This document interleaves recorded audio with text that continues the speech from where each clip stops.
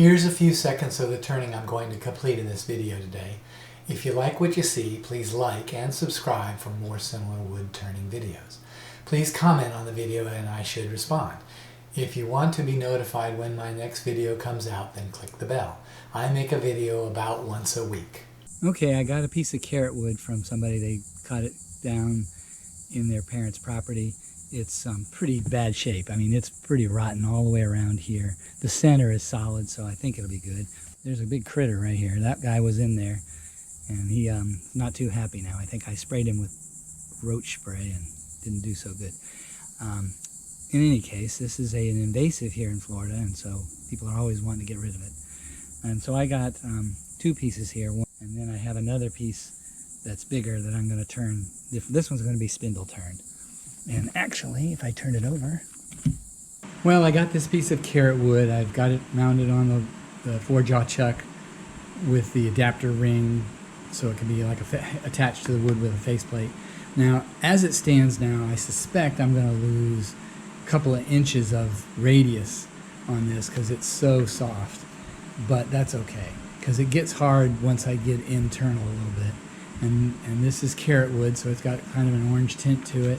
So I'm going to be generating a lot of dust, though, obviously. And I'm just, because this was already cut kind of in a round, short log, I'm going to turn it as a spindle, and we'll see how it goes. It's got plenty of wormholes, critters. I'm probably going to be throwing ants all over me. I think I sprayed some, so hopefully I got rid of most of them.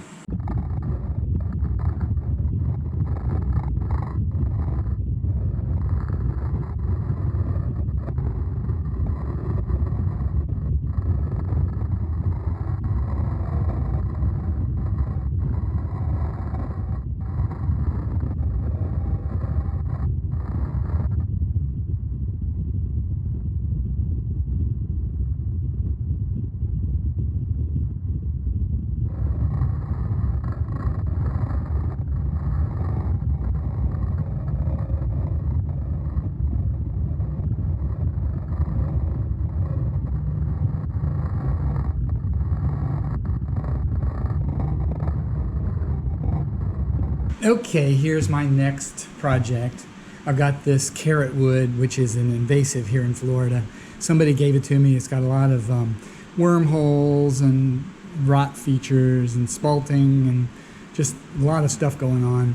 The wood has a slight orange tint to it, so it's going to go in this bucket, and I'm going to cast it probably with a green epoxy.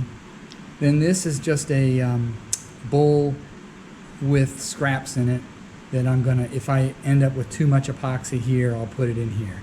And then if this doesn't fill, I'll cure it and then pour another pour later. So I'm mixing it up now, getting a lot of air bubbles in it. We'll see how that goes. I'm probably going to vacuum this just to help get the air pockets out of the wood, plus any air bubbles that are in the epoxy. My intent is to use a green dye with the epoxy so that it'll go contrast with the kind of slightly orange wood. And I'm only making 3 cups right now, so I don't know for sure if that's anywhere near enough. And I got enough. I think I can make 3 more cups, and then I'm down to none. And so hopefully I have excess in the first bowl and maybe enough for the second one, maybe.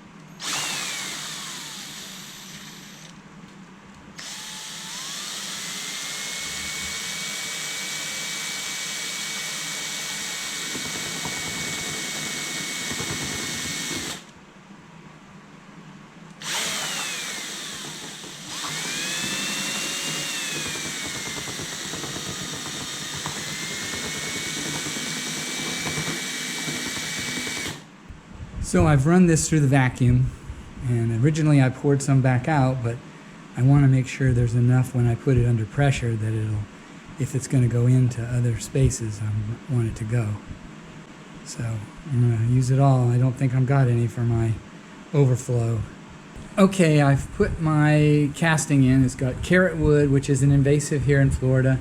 I've cast it in green and orange epoxy. I let this cure mostly before I paid attention to the fact that it dropped so much.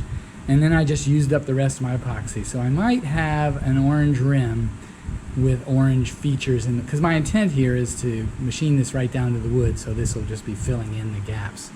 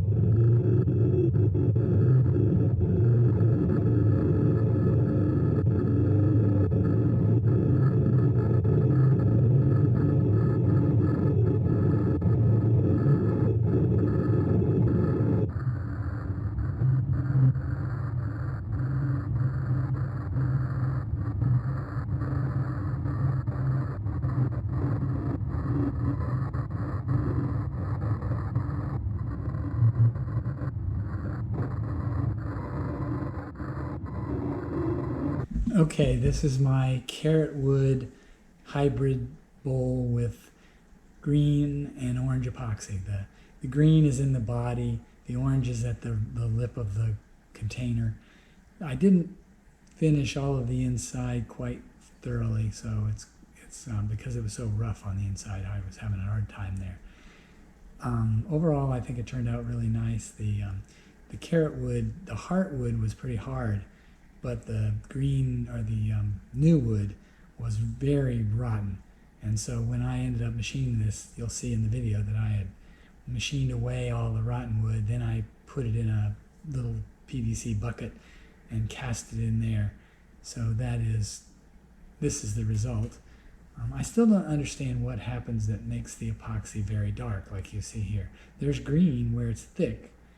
It's not very thick in those areas where it looks so dark, and I don't know exactly what's going on, but it happens multiple times. It's happened, and I don't know what causes it.